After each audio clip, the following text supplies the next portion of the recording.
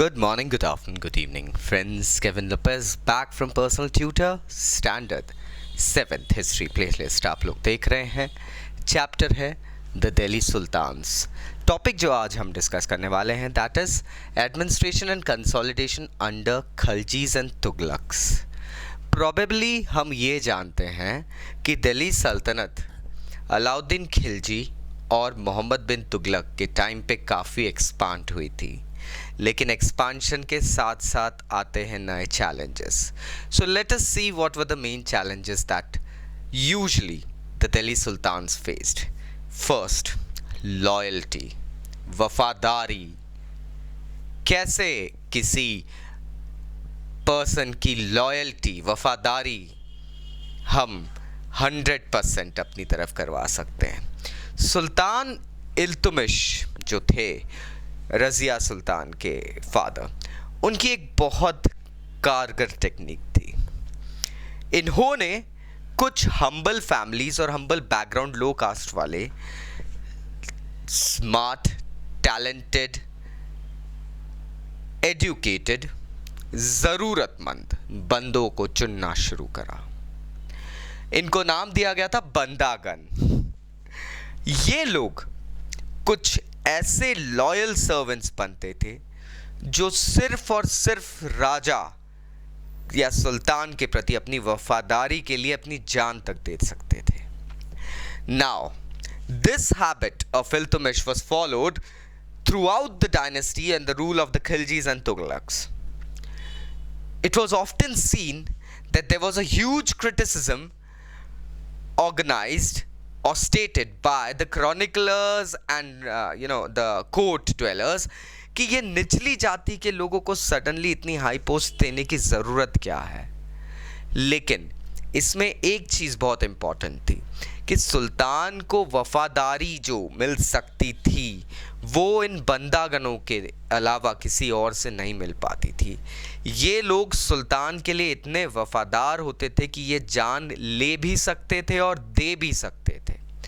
May it be in the middle of the night. Now ऐसी चीज़ें जब उठी तो सुल्तानों ने इन लोगों को और इम्पॉर्टेंट पोस्ट देना शुरू करी. इनको मिलिट्री ऑफिशियल्स, मिलिट्री कमांडर्स बनाना शुरू करा. लेकिन एक ट्रेट था, एक बंदागन सिर्फ और सिर्फ सुल्तान के प्रति ही वफादार रहता था, उसकी नेक्स्ट जनरेशन के प्रति नहीं. So again the problem arise that the new sultan actually when came onto the throne, he brought new bandagans, new officials. पुराने officials को totally discard. जैसे हम आज की डेट में देखते हैं गवर्नमेंट में मंत्रिमंडल पूरा ख़त्म कर दिया जाता है, नया मंत्रिमंडल आता है. exactly in the same way these things were done.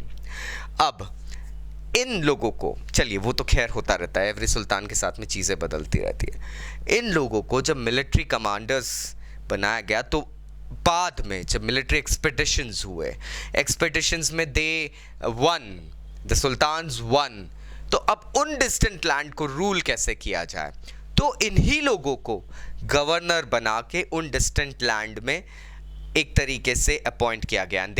उन डिस्टेंट लैंडों को कहा जाता था इक्ता.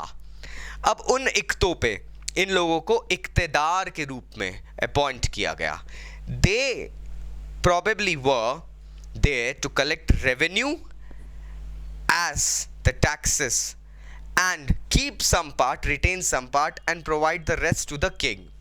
यहाँ पे भी हम खिलजीज और तुगलक्स की अक्ल की दाद देंगे दोस्तों, that they kept close check over them. किसी भी इक्तेदार को इतनी इंडिपेंडेंस नहीं दी गई जो पुराने ज़माने में सामंतों को दी गई थी कि वो खुद अपना एक किंगडम बना ले, खुद को इतना पावरफुल कर ले. Kings had a very close check on iqtadars and had appointed official accountants जो डायरेक्ट किंग को रिपोर्ट करते थे about the amount of revenue being collected by the iqtadar. Revenue जितना भी कलेक्टेड होना है उससे ज़्यादा कोई भी इक्तेदार रेवेन्यू कलेक्ट नहीं करेगा. इसके अलावा उसके पास कितने सैनिक हैं इसका भी पूरा हिसाब वो अकाउंटेंट सीधे किंग को देता था. नाउ इस तरीके से एक ऑटोनॉमी गेन करने से रोका जा रहा था, एक फ्री हैंड नहीं दिया जा रहा था. This was the clasp of the kingdom. Again हम देखते हैं, अब मैंने थोड़ी देर पहले सामंतों की बात करी थी, उन लोगों को भी कंट्रोल करने के लिए इनके पास एक तरीका इन्होंने इख्तियार करा. सबसे पहले the right of tax collection. हम जानते हैं 6th स्टैंडर्ड हिस्ट्री में हमने पढ़ा है, 7th के अर्लियर पार्ट्स में पढ़ा है कि सामंतों को राजाओं ने राइट्स दिए थे टैक्स कलेक्शन के अपने अपने एरिया से. इफ यू रिमेंबर, वो राइट्स कैंसिल कर दिए गए. In fact they also were subjected to pay tax. उनको भी अब टैक्स देना था. It was almost 50% of the cultivation. Tax on cattles, tax on houses as well. अब ये सब चीज़ें इन लोगों ने करी, काफ़ी इंपॉर्टेंस आ गई थी. और इनफैक्ट हम जानते हैं कि मोहम्मद बिन तुगलक और अलाउद्दीन खिलजी के टाइम पे इस तरीके का सिस्टम काफ़ी फेमस हुआ था एंड पैन इंडिया इनकी ग्रोथ भी हुई थी. लेकिन एक प्रॉब्लम थी, डिस्टेंट लैंड्स को रूल करना इतना आसान नहीं हुआ करता था. हम जानते हैं दिल्ली सल्तनत ने साउथ इंडिया को दिल्ली सुल्तानों ने अपने अंडर, अपने प्लंडर करके अपने अंडर ले लिया था, लेकिन ज़्यादा वक्त तक वो उस पर कंट्रोल नहीं रख पाए थे. Because really ruling over distant lands is not an easy task. आपको बहुत रेवेन्यू लगता है, बहुत फोर्सेस लगती है, एफर्ट्स लगता है, और उसके ऊपर मंगोलों का और दूसरी क्लैंस का कांस्टेंट रेड और आतंक. इनफैक्ट गेंगिस खान ने जब 1219 में रेड करा था दिल्ली सल्तनत को, उसके बाद ज़्यादा दिन तक ये दिल्ली सल्तनत टिक नहीं पाई थी दोस्तों. इतना ज़्यादा टाइम तक इसका एक्सपेंशन चला नहीं था. Because Genghis Khan really had a lot of interaction and tractions between various places where he raided. He kept a track and गज़ब की बात तो ये है कि हर साल वो उसी टाइम पे आके रेड करते थे. चाइना वालों को तो मंगोल्स के डर से दोस्तों ग्रेट वॉल ऑफ चाइना तक बनानी पड़ी थी. So think about us. अब यहाँ पे होता ये है कि मोहम्मद बिन तुगलक और अलाउद्दीन खिलजी दोनों पावरफुल किंग है. क्या इन्होंने कुछ करा नहीं था?